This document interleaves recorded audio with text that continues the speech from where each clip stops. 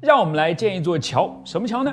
最容易想到的就是拱桥了。把拱放下面，可以；把拱放上面也可以；把拱放中间呢，还是可以啊。这样的桥见过太多了，不新鲜。那么把拱倒过来建一座桥，可以吗？就像这样。这桥真能这么建吗？还真能啊！你看，国外有里奥科罗拉多大桥的先例，国内也有网红的淘金大桥，他们都这么建了，而且一立在那儿就是好几十年，坚固得很呢。我是百科全书火箭叔，今天我们就从科学的角度来看一看，为什么倒过来的拱桥其实跟正着的拱桥一样合理。桥梁本质上是一种复杂的受力结构，从功能上可以把它分成直接承受活载的桥面系和承受主要横载加活载的承重结构两个部分。这里呢出现了3个相对专业的术语，我们来简单解释一下。桥面系这3个字当中，既然桥面2个字就占了2/3，那当然桥面必须是这里的主角了。它指的是桥梁当中会第一时间感受到来自于通过它的人跟车的力量的那一部分，包括跟这些通过的物体有直接接触的桥面以及相应的辅助设施了。横载指的是存在确定、位置确定、大小确定的载荷，放在桥上面呢，就是指桥在把别的东西拖起来之前，必须要把自己先拖起来的那部分自身的载荷了。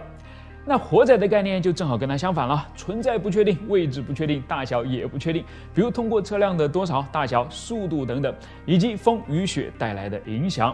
好了，知道这些概念之后呢，我们继续。既然几乎所有的横载和活载最终都会传递到承重结构那边，那它自然就是桥梁当中最重要的存在了。我们之所以能够见到那么多的拱桥，就是因为拱这个东西是一个非常优秀的承重结构，它能够将桥面所受的力以轴向的方向传递分布出去，从而令自己坚挺无比。下面我们就通过几个小动画来看看它究竟是怎么工作的。先看把拱放在下面的情况。此时呢，桥面通过立柱来跟桥拱连接，也通过立柱来将它受到的压力传递到桥拱上。我们在桥面上放上一辆绝对已经超载了的油罐车，你看它已经把桥面都压弯了，压弯的桥面于是对立柱就产生了一个向下的压力，这个压力一路传递到拱的顶上，到了这里，垂直向下的力开始兵分2路，沿着拱形的轴向向左右两边进发，直到来到了拱的2个端点，分解成水平和垂直的2个力。垂直力帮拱更好的插入到大地里，这是好事，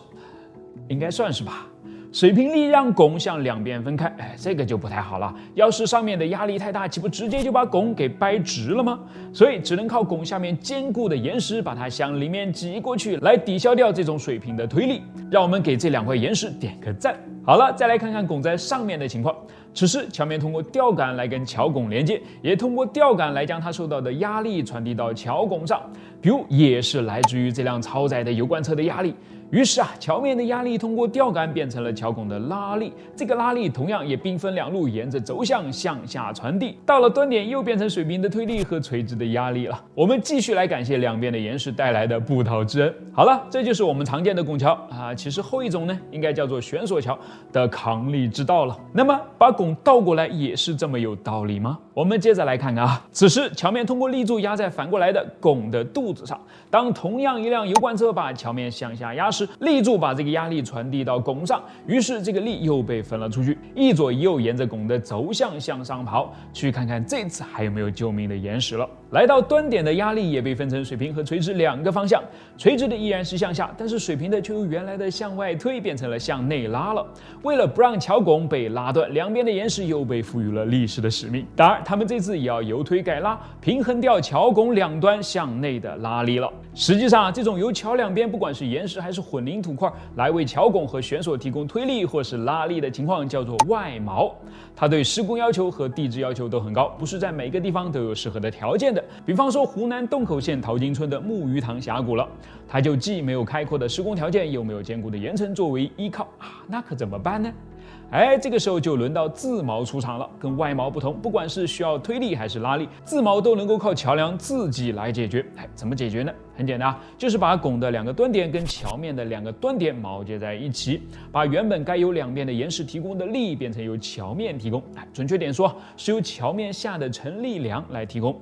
于是这些梁就要么得抗压，要么得抗拉才行了。好在这些相比起无法抗拒的自然条件，既容易解决，也便宜得多。所以淘金大桥就是这么来的，它叫做自锚上层式悬带桥。在把汞镜像一下之后，既省出了85%的建造费用，又靠着这么个自己把自己约束起来的家伙，让本来就风化严重的山体长舒了一口气。